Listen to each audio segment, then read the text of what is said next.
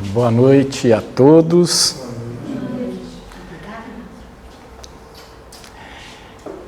Hoje nós vamos falar de um tema bem interessante e vocês devem estar se perguntando aí por que a gente colocou um girassol, né, essa planta tão bonita na tela. E eu confesso para vocês que ela tem uma simbologia muito forte, muito interessante, porque ela é uma planta, além de muito bonita, ela brota do solo na primavera, se dirigindo ao sol, sempre buscando o sol, e ao longo do dia, depois que ela cresce, né, ela vai girando, acompanhando ali a trajetória do sol. E quando chega o outono, que essas pétalas tão bonitas, né, na verdade ali são várias flores formando, na verdade é como se ele fosse um buquê, elas murcham, aquelas sementes caem no chão para depois brotarem novamente. Então, o girassol é um símbolo de renovação, é um símbolo de resiliência, é um símbolo de vida eterna. Esse mês está sendo realizada uma campanha que todos vocês devem estar acompanhando para tratar justamente dessa questão, principalmente da questão da saúde mental, visando principalmente evitar aqueles casos de pessoas que tomam a triste decisão de interromper o seu ciclo de vida, de interromper essa trajetória que lhes foi destinada ao nascerem. Mas hoje, o que a gente quer trabalhar aqui é algo diferente. A gente quer falar justamente dessa questão de renascimento, de vida, por isso que a gente trouxe o girassol. A gente quer falar da importância de se proteger e preservar a vida. Então hoje nós vamos falar do amor à vida. É bem interessante quando a gente escolhe um tema, e eu tenho esse costume, eu gosto sempre de definir o termo, né, o título, o termo, um conceito mais amplo, e aí a gente vai fazendo determinadas reflexões, vamos reduzindo ali aquelas definições para a gente chegar ao nosso objetivo, onde a gente quer realmente, o que a gente realmente quer atingir. Então, se vamos falar de amor à vida, o que é amor? Se eu perguntar para cada um de vocês o que é amor, cada um vai ter um conceito, vai ter uma definição, de acordo com as suas experiências, de acordo com o seu entendimento. E isso faz todo sentido, porque, na verdade, se a gente for pesquisar essa palavra no latim, e é o amore, ele é um vocábulo polissêmico, ou seja, ele comporta diversas definições. Ele é tão amplo, ele é tão rico, que ele comporta diversas definições. Eu gosto muito de um conceito, e sempre que eu falo de amor, é claro, como eu disse, há muitas definições, há muitos conceitos, mas esse conceito ele me parece bem interessante, ele parece bem pertinente, que é o seguinte: o amor seria mais que um sentimento, seria na verdade a totalidade dos sentimentos e desejos que estruturam o pensamento para liberação de energias e forças que guiam a ação na produção do bem. Então, eu gosto muito dessa definição porque ela associa o amor, esse sentimento, essa totalidade de sentimentos, esse conjunto de sentimentos, ao bem. Quanto mais amor você tem, mais bem você fará. Então, o amor e o bem são absolutamente compatíveis e um alimenta o outro. Quem ama, faz o bem.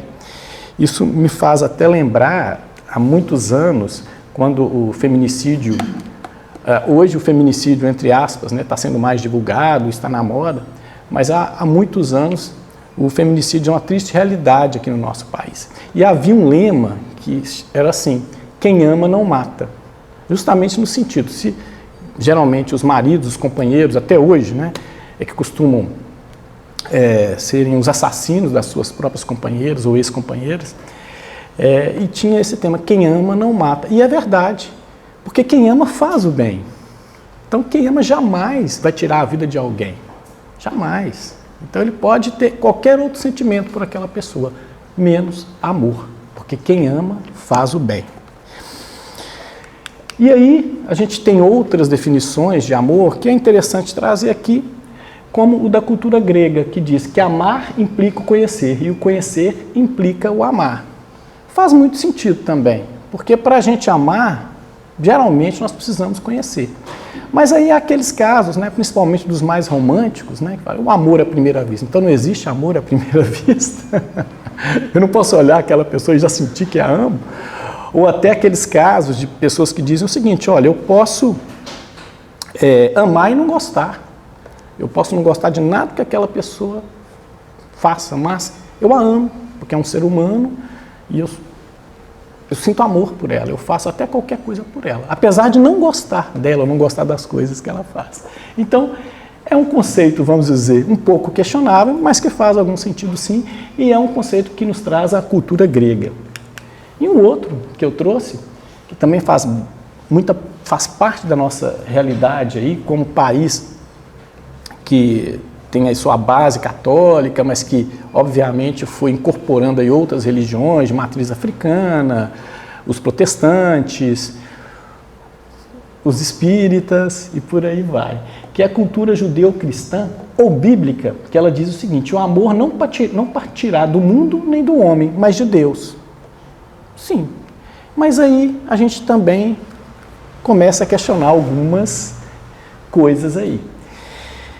Jesus, que foi um irmão, foi um espírito que, embora elevadíssimo, encarnou aqui nesse planeta e aqui ficou mais de 30 anos, ficou aqui 33 anos, qual foi o principal ensinamento dele? Vocês conseguem lembrar qual foi o principal ensinamento de Jesus? Foi justamente de amar a Deus sobre todas as coisas e ao próximo como a você mesmo. Então, se ele nos ensinou que nós deveríamos amar, como que o amor só pode partir de Deus? Ele pode até partir de Deus, mas chega sim até nós, os homens, os encarnados. E Jesus veio trazer principalmente essa mensagem, que é uma mensagem de amor. Eu posso amar, eu sou um homem, vocês também podem e devem amar, porque também são homens. Bem, vamos aí então partir para a vida. A vida também é um conceito, assim como o amor, muito amplo. Tanto que quando a gente pesquisa lá no latim, vita, ele tem exatamente o mesmo significado. O vita, no latim, significa exatamente vida na língua portuguesa. Então fica até difícil da gente conceituar no primeiro momento. Mas a gente poderia dizer, de uma maneira geral, que a vida significa existência. Eu existo, então estou vivo. Ou então que seria o estado de atividade incessante comum aos seres organizados. Então, se a gente pensar aí no mundo, no reino vegetal, no reino animal, né, todos têm ali uma atividade, vamos dizer, aí, incessante. Então, são seres organizados, são seres vivos. A gente poderia estender o conceito de vida aí também. E um outro conceito, e que a gente poderia utilizar de uma forma, digamos assim, mais prática, que seria o período que decorre entre o nascimento e a morte. Se imaginarmos nós aqui como seres encarnados, espíritos encarnados, e, portanto, seres pensantes, porque quem pensa, o ser pensante, é o espírito. Realmente, o espírito encarna e durante um período, que é justamente isso, entre o nascimento, o seu nascimento, e a morte do seu corpo, durante aquele período haverá uma vida ali, haverá uma existência. E aquele espírito que, embora não esteja confinado aquele período para sempre, só está ali temporariamente, sim, ele estaria vivo naquele corpo. Então, somos espíritos encarnados em um corpo. E sim, o tempo que a gente está aqui, ele será compreendido entre o nascimento e a morte desse corpo, entre encarnar e desencarnar, e a desencarnação desse corpo. Ok? Vamos lá, vamos seguir. Então, temos vida. E como isso acontece? Como é que isso acontece? Eu busquei lá no livro, no Evangelho segundo o Espiritismo, algumas respostas para essa pergunta. É interessante, a gente está falando de vida, como é que tudo acontece? Explica isso melhor para a gente.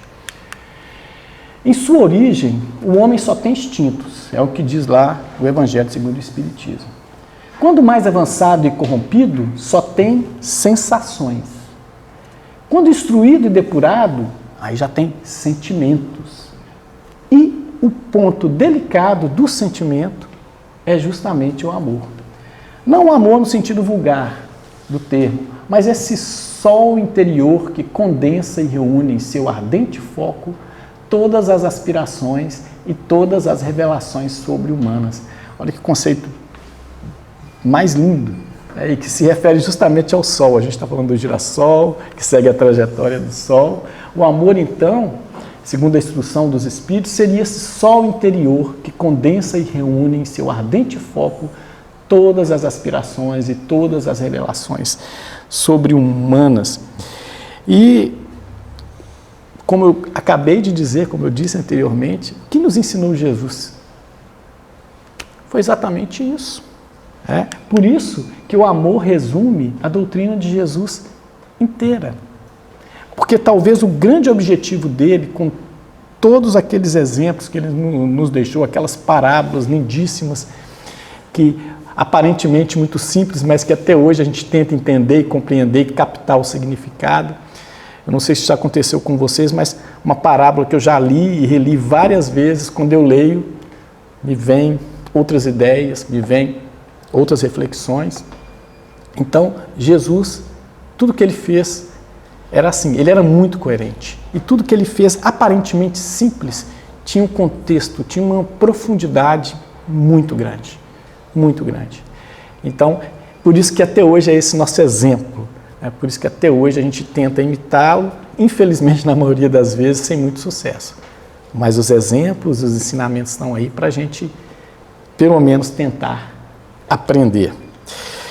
E ele mostrou para a gente, então, através dos seus exemplos de Jesus, que é perfeitamente possível, que é possível sim, nós trabalharmos a nossa imperfeição através do aprendizado. Nós estamos predestinados à perfeição. Somos totalmente imperfeitos, mas o que a gente busca é a perfeição. Então a gente tem que ter a humildade de buscar o aprendizado a todo tempo. Então o nosso objetivo é a evolução, e a evolução é um processo. É um processo que possui um sistema referencial de vida. E a gente entende que esse sistema, que esse referencial seria um sistema de valores usado como parâmetro para avaliação constante dessas nossas ações, de todos os nossos comportamentos. E a doutrina espírita, ela traz alguns conceitos para a gente ter aí esses parâmetros. O primeiro dele, já que a gente está falando de vida, capital de vida. O que é o capital de vida? É a duração potencial, é o tempo que o espírito terá naquela existência encarnado naquele corpo. É o tempo que você terá, que o espírito terá para aprender naquela existência. História de vida. A história de vida é o resultado singular e universal de tudo que você fizer durante essa existência. E ela será única. Por mais simples que ela possa parecer para os outros, até para você mesmo, será única. A sua existência é única, você é único. Só você poderia fazer tudo que você faz. E essa história é única e pertence também a você. E aí nós temos o inventário de vida. O inventário de vida ele seria o levantamento e avaliação de todas as nossas ações durante essa existência. Santo Agostinho é um espírito que se manifesta muitas vezes através de alguns médiuns. Ele nos convida a fazer uma avaliação diária de tudo o que a gente faz. antes de dormir, pensa em tudo que você fez, de bom e de mal. Pensa em como você poderia potencializar ou pelo menos manter aquelas atitudes boas. Pensa em como você poderia eliminar ou pelo menos amenizar aquelas atitudes que não são boas, que são atitudes ruins. E ele pede então para que a gente faça esse pequeno balanço, esse pequeno inventário todos os dias, para que no outro dia a gente já comece melhor. A gente já comece evitando os erros que cometemos no dia anterior e potencializando tudo de bom que a gente fez e ainda poderá fazer. Então, esse inventário de vida também é muito importante e faz parte desse sistema referencial.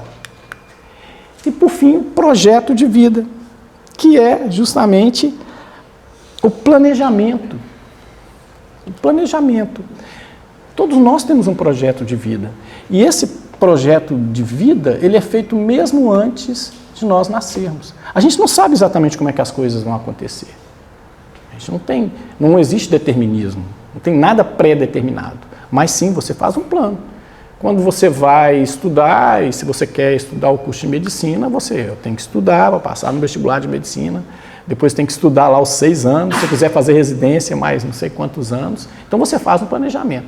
Como exatamente será, ou se você vai conseguir realizar aquilo dentro do tempo que você planejou, isso aí não podemos dizer. Mas sim, você faz um planejamento. E nós aqui, nessa vida, a gente faz um projeto, mesmo antes de nascer. E ao longo da nossa vida, nós vamos ratificando esse projeto, ou modificando esse projeto, de acordo com as experiências que nós vamos sofrendo, que nós vamos vivendo. Então, o capital, a história, o inventário e o projeto de vida constituem, então, esse sistema referencial, que a gente pode chamar aí de sistema referencial de vida. E isso tudo é muito importante, porque, afinal de contas, como espíritos encarnados, o que nós temos aqui? Uma trajetória de vida. Uma trajetória de vida que consiste, no final das contas, num processo, grande ou pequeno, depende do tempo que essa trajetória durar, mas de qualquer forma importante, um processo de aprendizado. E a gente poderia até comparar essa trajetória de vida como uma viagem do espírito. É como se fosse uma viagem que o espírito está fazendo.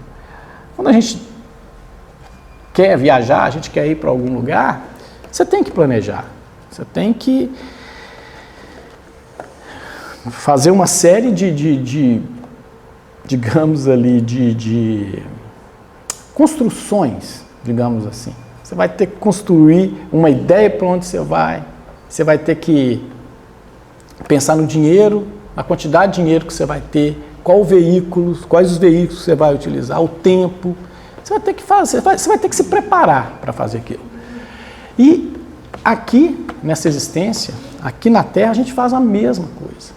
O espírito faz a mesma coisa. E ele sabe que ele tem um tempo ali. Por isso é tão importante esse capital de vida. É tão importante que a gente tenha ciência da importância que é essa vida que nos foi concedida.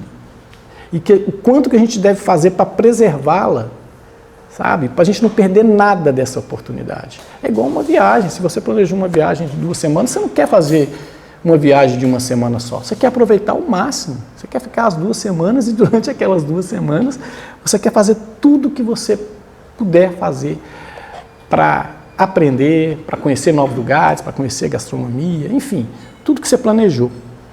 Então, assim também é o nosso espírito, aí nessa viagem que nós fazemos. E a doutrina espírita, ela nos traz esses instrumentos. Ela nos traz esses instrumentos. Eu vou falar de alguns deles aqui mais à frente, mas à medida que a gente vai estudando, muitas vezes detalhes que a gente nem percebia, que a gente vai descobrindo e fala, nossa, é isso mesmo, a vida é isso aí. E vale a pena viver só por causa disso. O que é a trajetória de vida? É um caminho construído livremente pelo espírito ao interagir de forma consciente e consequente consigo mesmo, com os outros, com a natureza, com o universo. Então, somos agentes conscientes e consequentes. E aí, essa liberdade que nos é dada, a gente vai falar dela daqui a pouco, traz consigo uma série de implicações. Mas também tem a beleza de você poder decidir da forma que você quiser, com uma consciência que talvez nós, seres humanos, talvez não, somos os únicos animais que possuímos. A gente pode perceber nos outros animais, por mais inteligentes que sejam, que eles trabalham basicamente com instinto, que é uma forma de inteligência. Mas eles não têm consciência da própria consciência como nós, seres humanos, temos. E isso a gente deve levar muito em conta.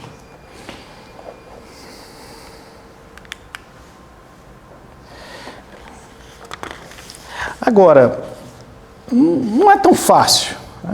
Essa trajetória nem sempre é tão fácil. Essa trajetória, muitas vezes, pode ser permeada de problemas, mais ou menos problemas. Cada um vai ter as suas situações e eu garanto a vocês que se a gente conversar aqui com cada um vai achar que o seu problema é maior que o outro, porque é o que ele está vivendo. E o tempo que ele tem, menor ou maior, também é muito relativo. É interessante, quando a gente conversa sobre essa questão de trajetória de vida, que hoje os humanos estão vivendo muito mais. Então, uma pessoa hoje que consegue viver até 80, 90 anos, há alguns anos atrás, não muitos anos atrás, vivia infinitamente menos. Um dia desse eu peguei um jornal, não sei se da década de 40 ou 50, um recorte de um jornal. Eu achei muito interessante, porque eles deram uma notícia sobre um incêndio e aí colocaram dessa forma, não foi nem usar nem a palavra idosa, nem sei se a palavra idosa existia na época. Foi salva lá do incêndio uma velha de 43 anos. Uma velha de 43 anos. Aí eu pensei, poxa, uma mulher de 43 anos hoje está... É o novo 30, é o novo 20, não sei. E eu achei tão curioso, e se a gente imaginar, isso tem o quê? Uns 80, 90 anos, uma velha de 43 anos. Então as pessoas estão vivendo mais, e isso aumenta a nossa responsabilidade, porque nós estamos também preocupados em preservar a nossa vida, em protegê-la. Então, aumenta a expectativa de vida, aumenta a nossa responsabilidade. A gente fica falando dessa questão de intercorrências, de dificuldades, a gente está falando, deu uns exemplos da viagem. Você já imaginou hoje você viajar e perder o seu celular, seu smartphone na viagem? Você não vai tirar foto. Provavelmente pagamentos, talvez muitos você não consiga fazer porque você usa celular. Você não vai conseguir se orientar, porque hoje todo mundo usa o Google Maps, quando está lá numa cidade, uma nova cidade, uma cidade que não conhece. Você vai ficar perdido, você vai ficar sem dinheiro. Talvez até sem documento, se toda a sua documentação estiver lá. Então, agora, se isso acontecer, você não vai ter que dar um jeito de se virar, você não vai ter que buscar um meio de resolver isso. Então, a vida também é assim. Você pode ter dificuldades. Eu dei um exemplo assim, impactante, porque na verdade, embora seja algo de um prazer e tal, mas se acontecer, imagina o desgaste que seria. A vida também, você pode ser surpreendido por uma doença inesperada, você pode ser surpreendido por um acidente, algo que possa te ceifar muitas habilidades. A gente está vendo aí as Paralimpíadas, eu achei tão bacana assim, a comparação deles fazendo com as Olimpíadas, com os atletas que têm deficiências, porque eles acabam ganhando mais medalhas, eles superam muito mais. E eu pensei, nossa, mas por que isso? É justamente porque eles tiveram muito mais dificuldades. Uns já nasceram daquele jeito, outros perderam aquelas habilidades ao longo da vida. A pessoa enxergava, deixou de enxergar, ouvia, deixou de ouvir, sofreu um acidente, perdeu um ou mais membros, e ainda assim ela se reinventou, superou aqueles limites para se tornar um atleta e ganhar medalhas. Então, olha que coisa incrível. E por isso que essas dificuldades, elas não podem jamais nos inibir, nos fazer até desistir da vida. Se você parar para pensar, muitas dessas pessoas talvez tenham até em algum momento pensado em interromper a vida. Olha, eu não tenho mais braço, não tenho mais perna, eu não estou enxergando mais. Que sentido faz eu estar aqui? Mas elas não só encontraram sentido, como ainda se destacaram naquilo que elas escolheram fazer. Estou dando um exemplo aí dos atletas das Paralimpíadas. Então, Lá no Evangelho segundo o Espiritismo, olha que interessante que é dito. Quando Cristo disse, bem-aventurados os aflitos, o reino dos céus lhes pertence, não se referia de modo geral aos que sofrem, visto que sofrem todos os que se encontram na terra, quer ocupem tronos, quer jazam sobre a palha. Então, pode ser rico, pode ser pobre, pode ser bonito, cada um vai ter o seu tipo, o seu grau de sofrimento. E isso é inegável. E é por isso que lá no Evangelho segundo o Espiritismo eles falam não no sentido geral. Porque o sofrimento de um pode não ser nada para o outro. Mas ainda assim você tem que respeitar o sofrimento daquela pessoa. Você não sabe o que ela está sentindo. Você não sabe como ela lidar com aquilo. Então, quando a gente fala dessa questão da saúde mental, de uma pessoa que em algum momento pensa em tirar a própria vida, não julgue os motivos. Apenas respeite o sentimento daquela pessoa. Naquele momento ela está com dificuldade. Acho que é por isso até que o tema, muito apropriado, é que se precisar, peça ajuda. Que até a Thaís Molina trouxe aqui na última palestra, e trouxe os números assustadores. E a gente fica preocupado, mas no final trouxe também uma mensagem de esperança, porque sempre tem alguém para ajudar, né? A gente nunca está sozinho. A gente nunca está sozinho. Seguindo essa questão do sofrimento, olha o alerta que os Espíritos fazem no Evangelho segundo o Espiritismo. Mas poucos sofrem bem, poucos compreendem que somente as provas bem suportadas podem conduzi-los ao reino de Deus. Sofrer bem, até um termo estranho, né? Esquisito. Tem jeito de sofrer bem? Tem. Tem pelo seguinte, sofrer, de alguma forma, todos vão sofrer. Ainda, como eu disse, que o sofrimento de um não pareça nada para o outro. Agora, eu penso muito aqui sempre na resignação. E quando a gente fala resignação, muita gente confunde com submissão, subserviência. Não. A resignação, ela é a aceitação com entendimento. Eu tenho uma situação, eu tenho uma limitação, eu tenho que enfrentar algo, mas eu não tenho como mudar aquilo, como modificar. Então eu vou aceitar aquilo e enfrentar, viver aquilo da melhor forma possível. Muitas vezes, usando aí um chavão aí, fazendo daquele limão uma limonada. Às vezes algo que eu até pensaria que ia ser horrível, pode não ser tão horrível assim. Imagina aquele atleta paralímpico que há 10 anos tinha os 4 membros, perdeu os 2 braços, às vezes perdeu as 2 pernas, e se tornou um atleta, ficou famoso. Eu estou falando isso porque eu fiquei tão impressionado com a ação daqueles atletas, né? O desempenho deles. Tinha um lá que era nadador, ele não tinha os 2 braços, salvo engano também, não tem as 2 pernas, eu não tenho certeza, ou parte delas. E ele nadava numa rapidez, eu falei, eu que tenho os 2 braços, tenho as 2 pernas, eu não consigo nem um quinto do tempo, nem da rapidez desse moço. E ele estava lá. Então, essas coisas, sabe, que nós temos que nos inspirar, essas coisas que nós temos que ver e entender, porque que vale muito a pena a gente proteger, a gente preservar essa vida que a gente tem. E uma referência aqui, a prece, que é muito importante, é um apoio para a alma. Contudo, não basta. Olha o alerta dos Espíritos. É preciso tenha por base uma fé viva na bondade de Deus. Então, tem que orar, tem que rezar, tem que fazer prece, utilize o termo que vocês quiserem para essa conexão com o Criador, mas o mais importante é a fé que eu estou exercitando. É como até nos ensina o irmão Leocádio, que é um dos mentores dessa casa, dá nome a ela. Não basta ter a fé, você tem que ser a fé. Ela tem que estar incorporada no seu ser, no seu espírito, que é o ser pensante. A gente tem que ter muita consciência da importância do exercício da fé, de como nós podemos fazer isso. A gente tem que ser a fé. É o que nos ensina o irmão Leocádio. E há muitos motivos, então, para a gente amar essa vida, né? Eu vou trazer aqui alguns, mas antes eu queria só mencionar aqui uma mensagem, alguns trechos pequenos, que é muito grande, o nosso tempo aqui é curto, não dá para mencionar, da Marina Fidelis, numa mensagem psicografada através do médium Mauri Rodrigues da Cruz, isso foi em agosto de 2015. São vários pontos, vou pegar aqui só 3 que ela ressalta, que eu achei assim, muito oportunos. Ela fala o seguinte: os fortes são aqueles que sabem associar a realidade aos seus objetivos pessoais. E cita como exemplo Einstein. Ela fala o seguinte: ele não era um homem rico, mas era muito inteligente, como todos nós somos.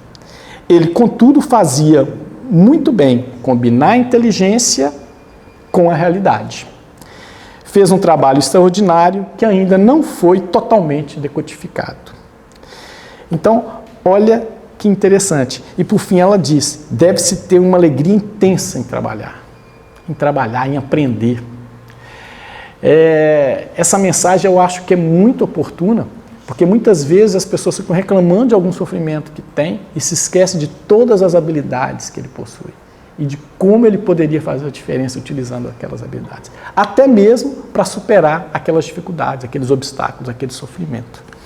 A irmã Marina, os seus ensinamentos.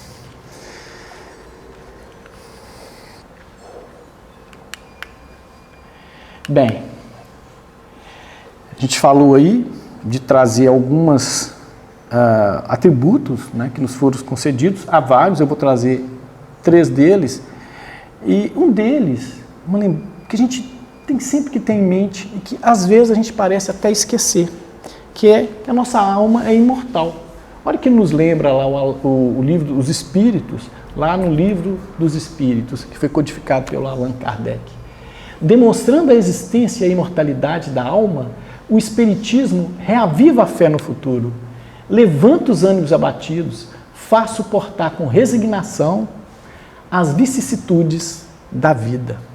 Então, olha que questão interessante. Talvez a imortalidade da alma seja uma das revelações mais importantes que o Espiritismo nos traz e nos lembra. A nossa alma é imortal. Por mais que essa existência ela tenha começo, meio e fim, essa vida hoje, a nossa alma vai continuar. Ela vai continuar e tudo que você aprendeu aqui, mais o que você já tinha aprendido em outras existências, você vai carregar. Essa memória toda você vai carregar. Eu costumo dizer que o corpo, o nosso organismo pode padecer de Alzheimer, mas o espírito não. Ele nunca vai esquecer. Essa carga informacional vai todinha. Então, o espírito, a alma é imortal. Então, não adianta você querer abreviar nada, porque a alma vai continuar. E ele é o ser pensante. É ele que vai prevalecer. Me veio aqui, lembrei aqui agora de um, eu posso dizer espírita, tanto que era chamado de bandeirante do espiritismo, chamado Caibar de Souza Schutel.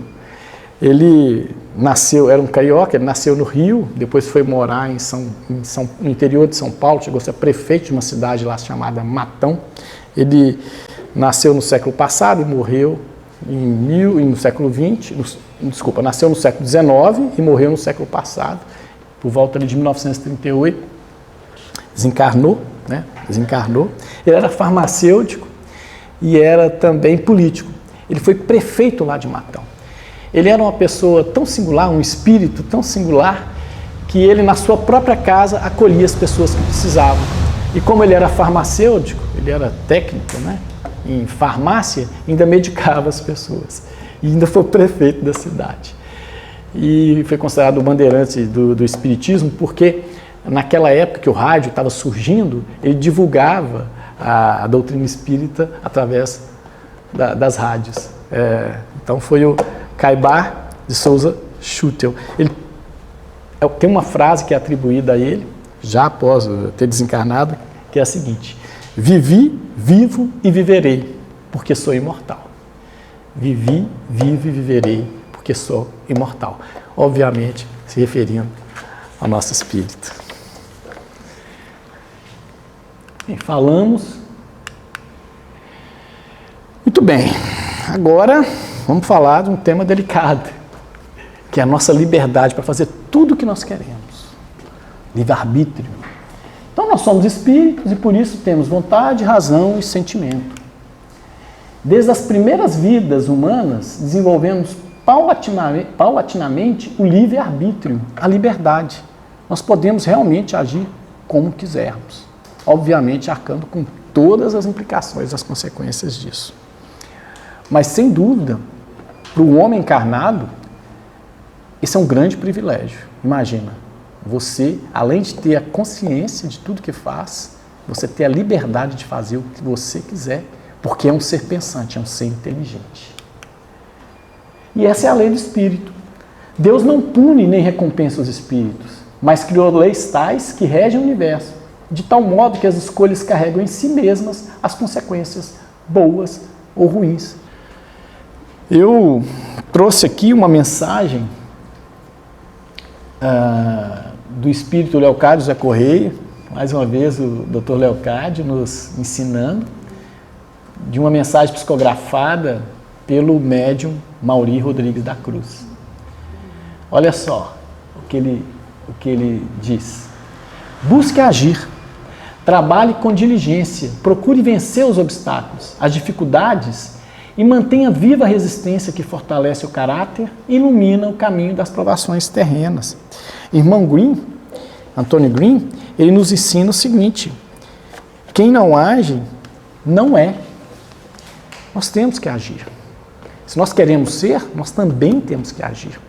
Eu me lembro de uma vez, eu li um livro, não vou me lembrar aqui qual era o médium e qual era o espírito que ditou aquele relato, mas ele dizia o seguinte, que ele se arrependia muito mais do bem que ele não havia feito do que do mal que ele tinha feito. Ele se arrependia muito mais de todo o bem que ele poderia ter feito e por alguma razão ele não fez. Muito mais do que o próprio mal. E corroborando bem essa ideia de que realmente quem não age, não é. Eu posso até errar às vezes, posso até fazer o mal, mesmo tentando fazer o bem, mas eu tenho que agir. Porque se eu não agir, eu vou perder essas grandes oportunidades de sacramentar tudo aquilo que eu estou aprendendo. É mais ou menos quando você vai fazer uma prova, né? Você estuda e quando você vai fazer a prova, você vai realmente aferir se você aprendeu ou não. Então eu tenho que fazer a prova. Se eu não fizer a prova, como que eu vou avaliar? Como é que eu vou fazer aquele inventário que eu falei com vocês, o inventário de vida? Não vou conseguir fazer. Hã?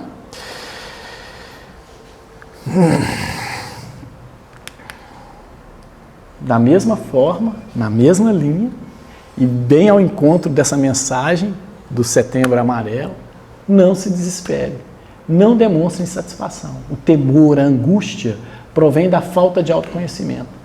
Não há poder mais tranquilizador do que estar alentado, fortalecido pelo exercício da fé no Criador.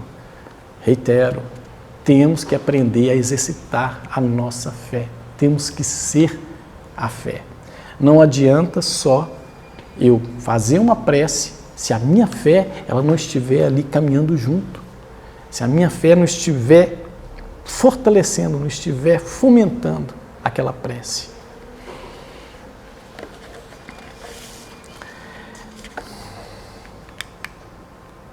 Agora apareceu uma borboleta amarela numa flor amarela.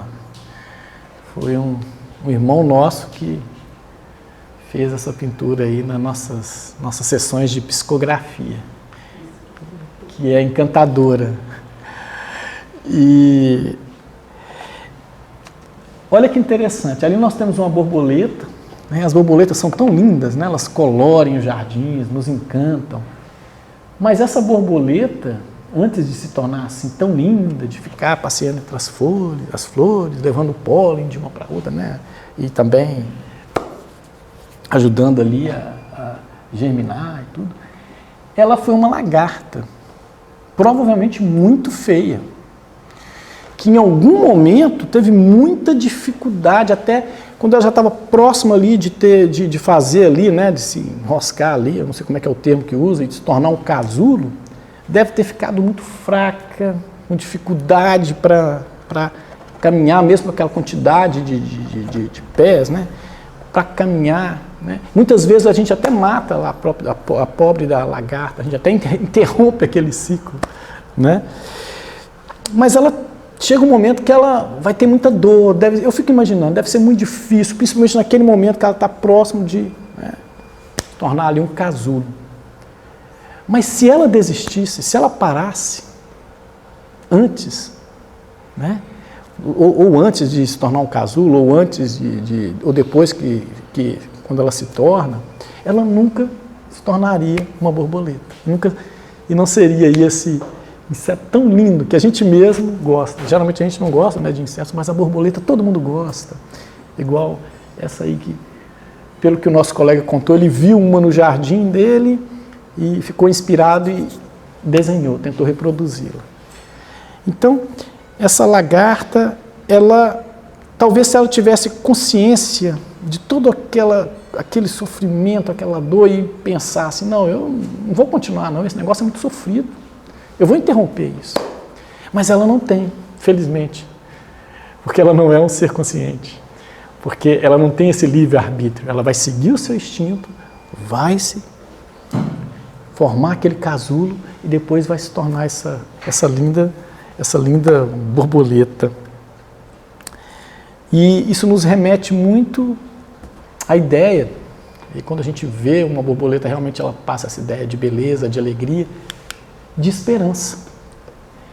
Lá no livro Consolador, o Emmanuel, psicografado pelo Chico Xavier, ele nos lembra que a esperança é a filha dileta da fé. Ambas estão uma para a outra, como a luz reflexa dos planetas está para a luz central e positiva do Sol. Então, a esperança, ela é algo como a certeza de que algo bom virá. É algo bom virá. Eu tenho certeza de que algo bom virá.